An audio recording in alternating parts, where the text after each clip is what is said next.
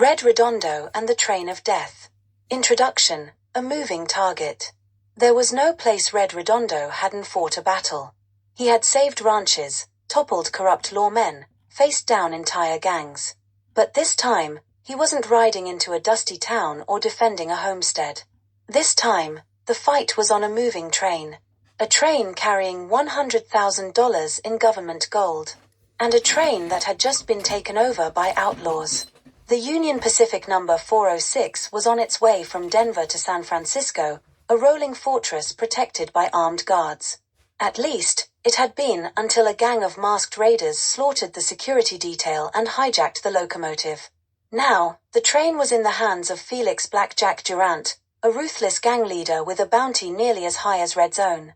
And Red? Well, he wasn't even supposed to be here. The story. Red had been minding his own business, just riding along the tracks, when he'd spotted the train. It was moving too fast. Smoke billowed from the locomotive, and even from a distance, Red could see bodies hanging from the windows. Something was wrong. Then he saw the men on horseback, outlaws riding alongside, guns drawn. That was all Red needed to know. He spurred his horse forward.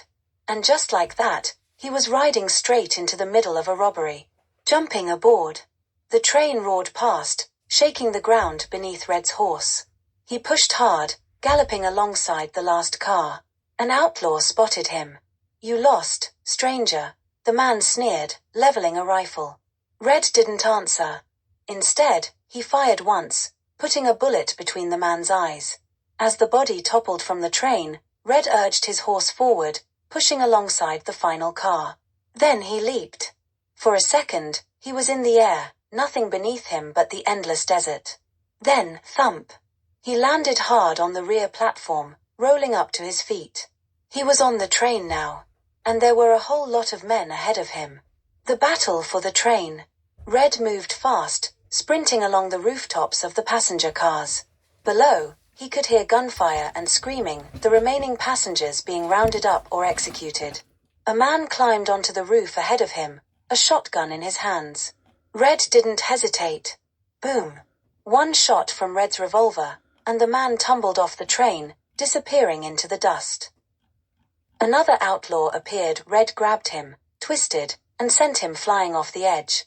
Then he dropped into the first passenger car. Inside, passengers were huddled in fear, their hands raised. Two outlaws stood watch, rifles in hand. Red shot both before they could blink. A woman gasped. "Are you with the law?" Red reloaded.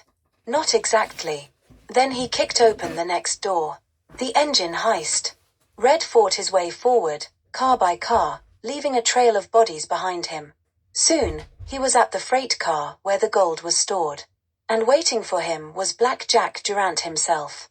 The outlaw leader was big, mean, and smiling, his long coat whipping in the wind. Well, Blackjack drawled. "Red Redondo. I heard you were dead." Red adjusted his hat. "You heard wrong." Blackjack smirked. "You must be awful stupid to take on my whole gang alone." Red cracked his knuckles. "I've done worse." Blackjack's smile disappeared. Then, he drew. But Red was faster. Blam. Blackjack staggered, clutching his bleeding leg. "You bastard." Red kicked him hard, sending him crashing through the train door and out into the dust. Blackjack was gone. And the gold? Still right where it belonged. The escape. Red ran to the locomotive. The engineer was dead, but the train was still moving full speed toward a broken bridge. Red grabbed the controls. Pulled the brakes hard. The train screeched and groaned, steel wheels screaming against the tracks. And just before it reached the broken bridge, it stopped. Barely. The passengers cheered. The gang was dead or gone. And the train? Safe once more. Epilogue. The road calls again.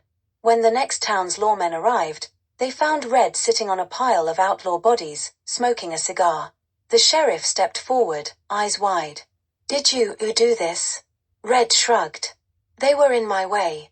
The sheriff stared at the gold, the dead gang, the bullet-ridden train. Then he turned back to Red. "You know there's a bounty on your head, right?" Red stood. Grinned. "There usually is." Then he tipped his hat, walked to his horse, and rode off into the desert.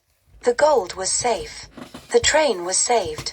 And Red Redondo was already on to the next fight.